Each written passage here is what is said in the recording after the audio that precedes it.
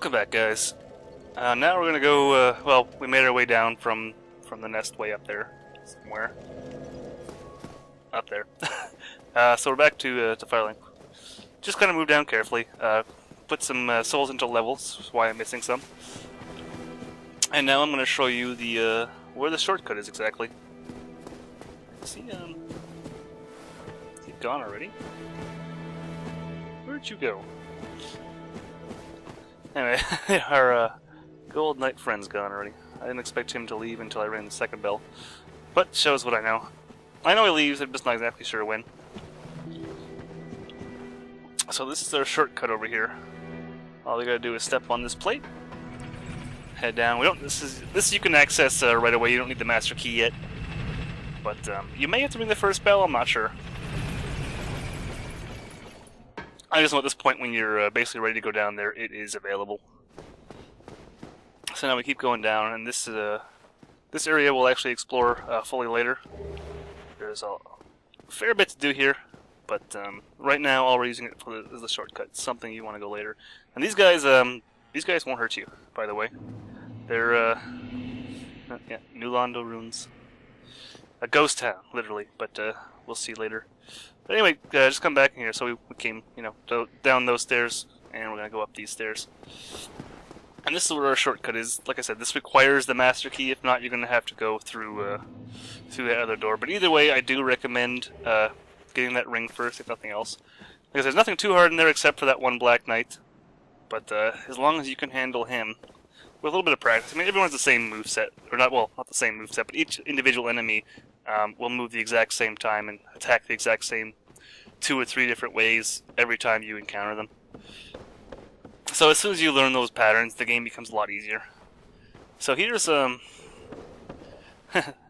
the dung guys, and you'll see what I mean in a second. Let's see if we can bait one out by himself. No, we got them both. Oh well. That's what our magic's for. That's why I spent... Oh, jeez, I don't even know how much on spells. And, yeah. There we go. They drop dung piles, which you throw at enemies to infect them. And they'll slowly die of poisoning.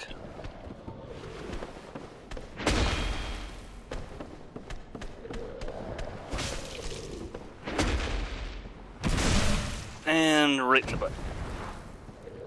Like I said, it's funny when they, since most of them are this big, that, oh, by the way, yeah, if they miss enough shots on you or whatever, they'll stop and roar, which makes them fairly easy to deal with, especially one at a time.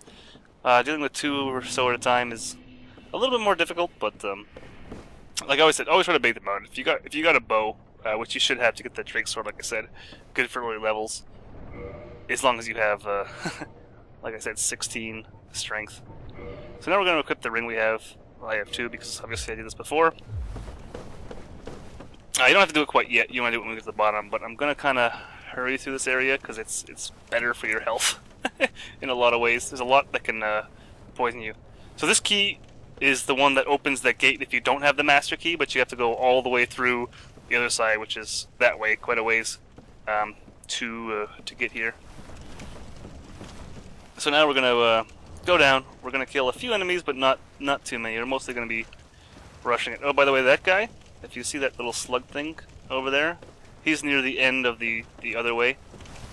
And beneath him is a pyromancy. But one thing to note is try not to get close to him. Try to use ranged attacks on him. Oh, bug. If not, you can use those... you can cheap it like I did the first time I played this, and... throw dung at him and poison him, and then just watch him die slowly. It'll take a while for the poison to kick in. He's got a fair amount of health, but it can be done that way without getting in physical way if you're not classed for any sort of range. Just something to keep in mind. But now we're just going to go down, and as long as you keep moving, these guys really have a hard time hitting you. And even if they do, you shouldn't get poisoned with one shot. You're just going to watch this blow dart guys behind, and I'll show you them later because there's actually a Firekeeper soul over there, which is quite useful, obviously, to reinforce your flasks.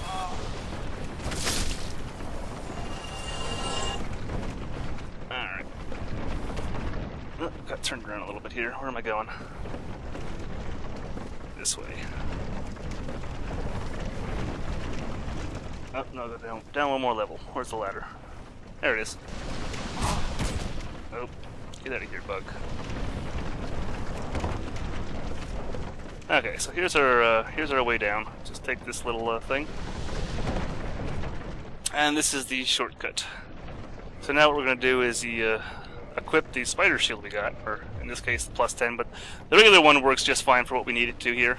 It's just for if you get poisoned, it does a lot less damage over time. Should we fight Mildred? Yeah, I guess we'll fight Mildred. Why not?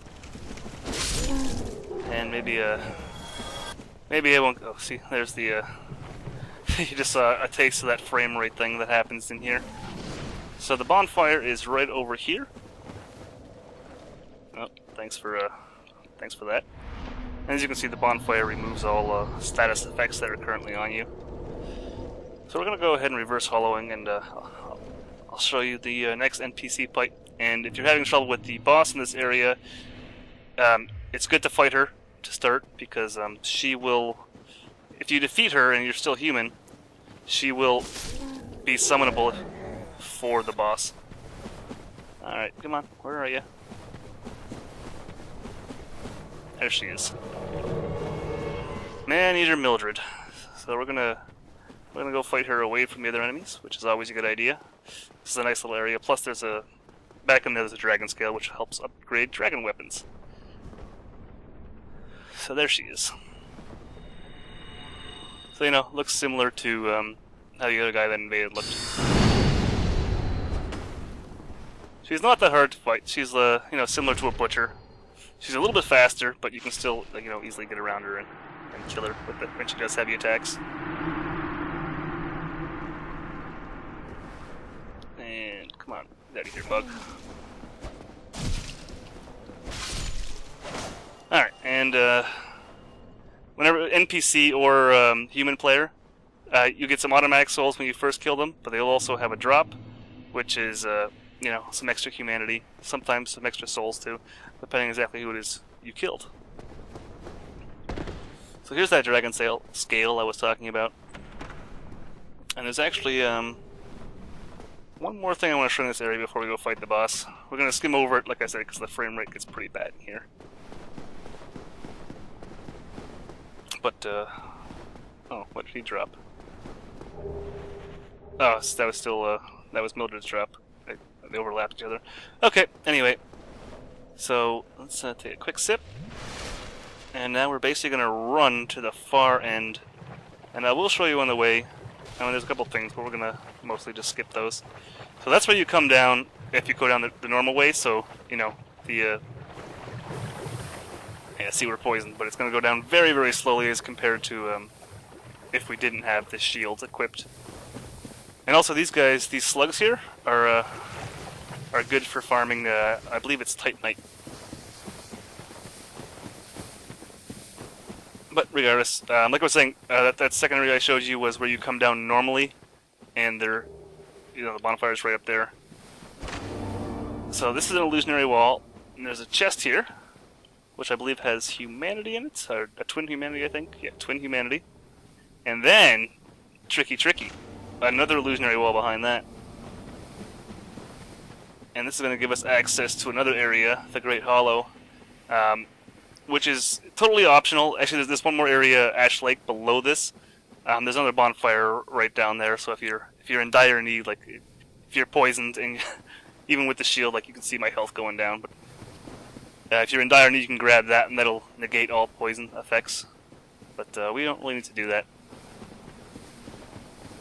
because we have a lot of health, a lot of Estus flasks.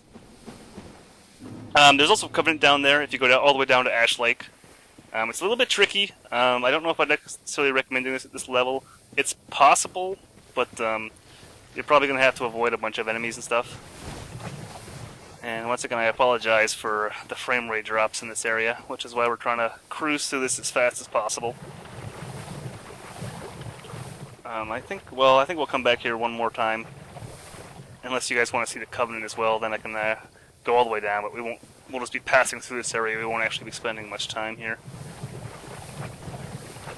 So for the most part, we're just running. I mean, you can fight these guys. There's a lot of loot down here. There's some souls. I think, is there a pyro? I think there's a pyromancy. I think it's a acid surge or something along the left wall, but back about halfway through, something like that. But you can explore this at your leisure. But just for the sake of the video and the frame rate, like I said, expect that on Xbox. It shouldn't happen on PC. At least I don't think. But here there's just too many polygons on screen.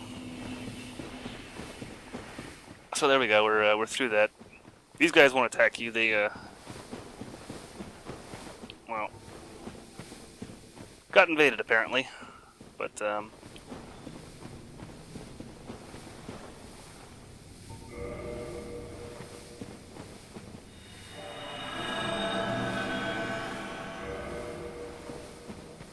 okay then.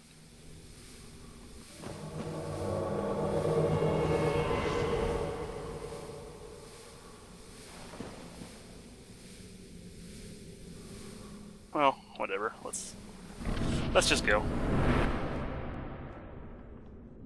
So here's this is what the NPC summons do. They can be useful in a fight.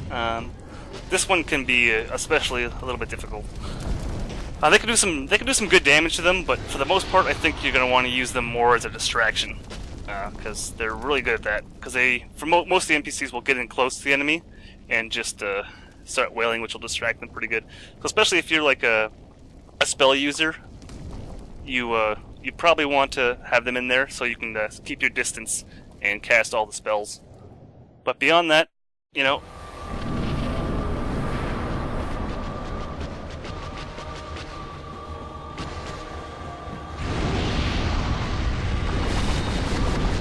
So she has a couple big attacks. That's her main attack. She shoots lava everywhere. She also, if you're up in her face, she'll do a whip thing, which, there it is. And she's also got a thing, if she raises her like whole body, she's gonna do like an area of effect attack that can hit you no matter where you are, as in opposed. Get out of here. Yeah, in relation to her, it's got. You know, maybe if you look at her, if I had to guess, oh, don't get out of the lava.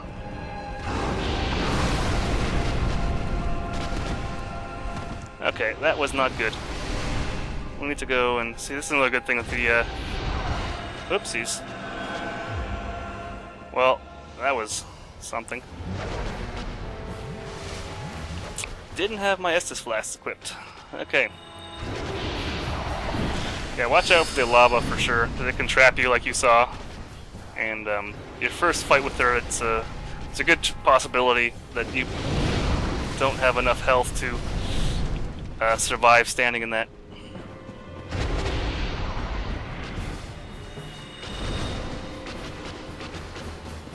So be mindful of where those things land so you don't get trapped in them like I've been doing such a good job of doing. Let's go to something a little heavier here. I forgot how much health she has, and well, she just completely cut me off. Okay, she came to me anyway. I thought Mildred was going to get it there.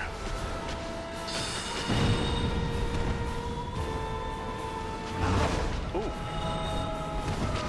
Range on that.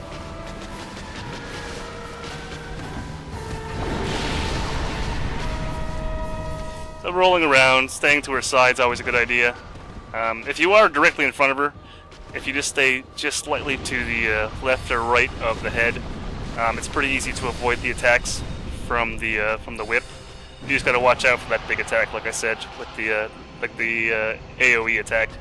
Oh, Mildred survived. Good job, Mildred.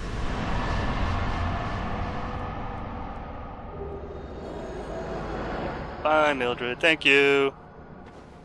All right, so. We defeated her, we got her soul, which you can use to craft weapons. It's two different weapons. They both count for the weapon, all the rare weapon achievements.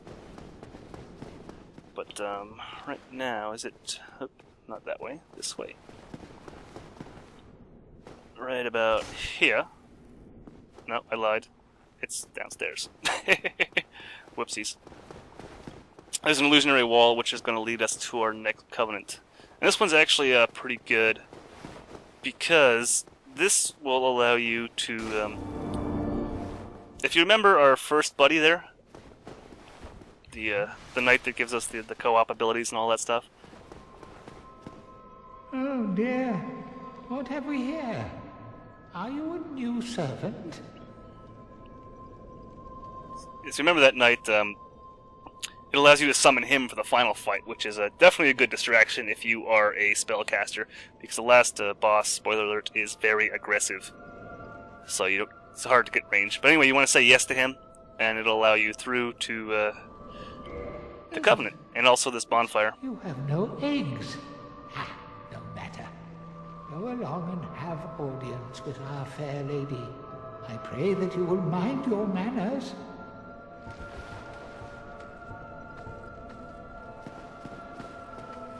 Hey, it takes a while to get out of the way. Also, this is a warpable bonfire, and she is actually classified as a firekeeper. So keep that in mind. Oh, and our little egg friend there that was guarding the door, he also sells pyromancies, but you have to have a egg on your head, as he says. The easiest way to do that is if you keep going out the cracked wall here, there's going to be a bunch of guys that look like him, but the first group won't do anything, but the second group will attack. If you go out that way. The second group will attack you. Just let them grapple you. Do not hurt them, and eventually you'll see your character start scratching your head. And when that happens, you can, in a matter of a couple minutes, you'll have a parasite on your head, and then once you see that, it'll just look like kind of like one of his bumps just on your head. And come talk to him. He'll cure it for free, and then he'll sell you some pyromancies. But also ranking up, or joining this covenant, gets you a pyromancy as well. But anyway, most importantly, the catch to the whole thing about saving the knight, like I said, is you have to join this covenant and then offer up 30 humanity to her, and that's a lot of humanity. It's totally doable, but it's a lot of humanity to commit to one thing. And it's literally just to save him so you can have him for the final fight. If not, he goes hollow and dies. Anyway, guys, we'll see you next time.